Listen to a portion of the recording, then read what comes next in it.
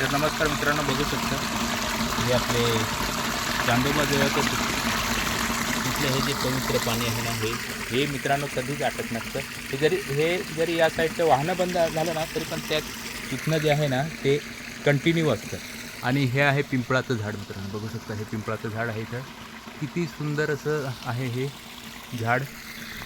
आणि या साईडला बघा मित्रांनो, चांदोबा देवाचे हे सगळे हे वसतिस्थान आहे. कारण इथं जे आहे ना, इथनं कुठल्याही प्रकारचा हे दिसत नाही, गड नाही दिसत, किल्ला नाही दिसत, कुठल्याच प्रकारचं म्हणजे डोंगर वगैरे काहीच दिसत नाही. इथं हे एक दरी आहे मस्तपैकी, हे बघू शकता मित्रांनो. या साईडला बघा मित्रांनो, किती सुंदर असा हा हे आहे.